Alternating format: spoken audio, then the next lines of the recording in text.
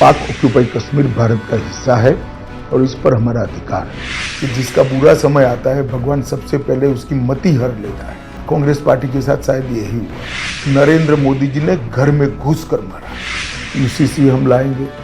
हमारे संकल्प पत्र का एक अहम मुद्दा है। एक देश एक चुनाव का नियम भी हम लाना चाहते हैं। न्यूज एजेंसी ANI को दिए इंटरव्यू में अमित शाह ने कई अहम मुद्दों पर खुलकर बात की।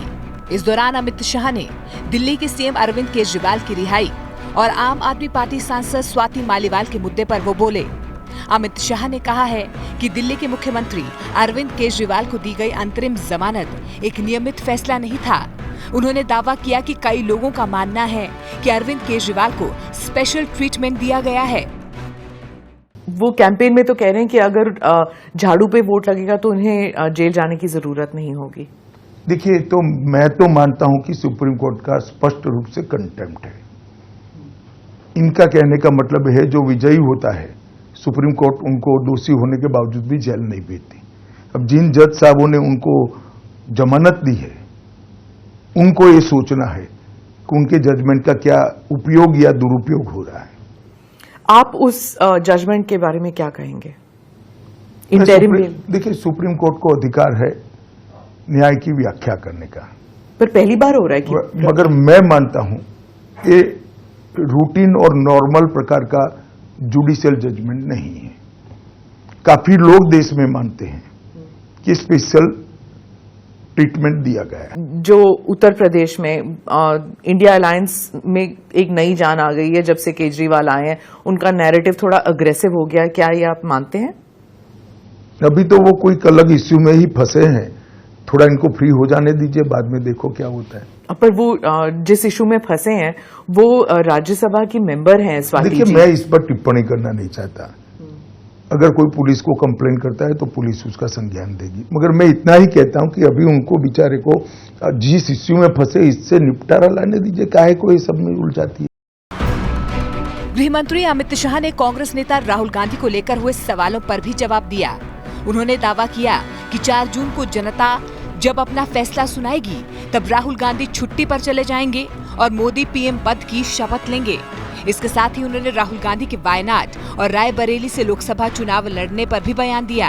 उन्होंने कहा कि राहुल को चुनाव से पहले बताना चाहिए था कि वो 2 सीटों पर चुनाव लड़ने जा रहे हैं।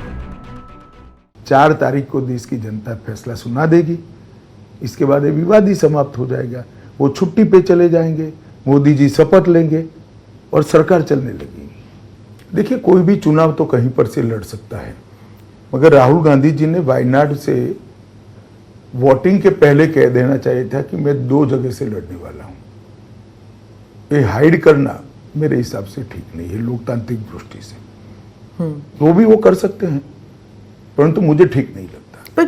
वायनाड की जनता को कहना चाहिए कि मैं 2 जगह से लड़ने वाला हूं, आप आपका फैसला करिएगा, इसमें क्या आपत्ति हो सकती। वायनाड का चुनाव पैक होने के बाद जब पोस्ट पोल सर्वे की जानकारी में खतरा दिखता है और फिर आप रायबरेली आते हो, तो मैं मानता हूं वायनाड के मतदाताओं के साथ अच्छा नहीं है। इसके साथ ही गृह मंत्री अमित शाह ने दावा किया कि इस बार के चुनाव में पश्चिम बंगाल में बीजेपी 24 से 30 सीट जीत रही है।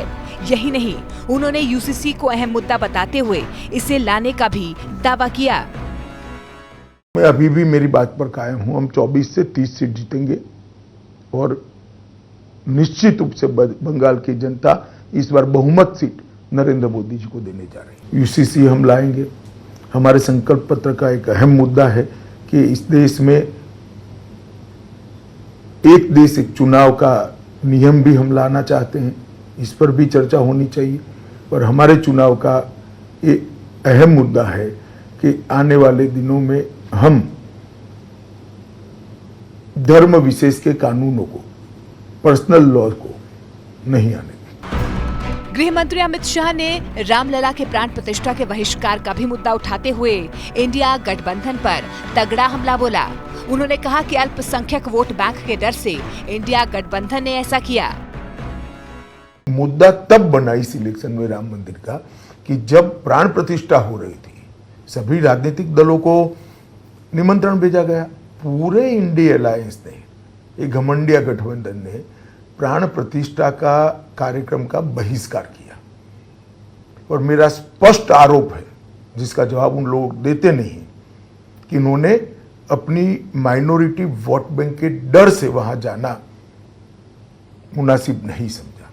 कि ईद के दिन आपको मुस्लिम भाइयों के साथ ईद मनाने में कोई झिझक नहीं है, आप मुस्लिम नहीं हो तो भी, मगर हिंदू होते हुए राम मंदिर की प्राण प्रतिष्ठा में नहीं जाते क्योंकि मुस्लिम वोट बैंक आपसे नाराज हो जाएगी। किस तरह की पॉलिटिक्स है?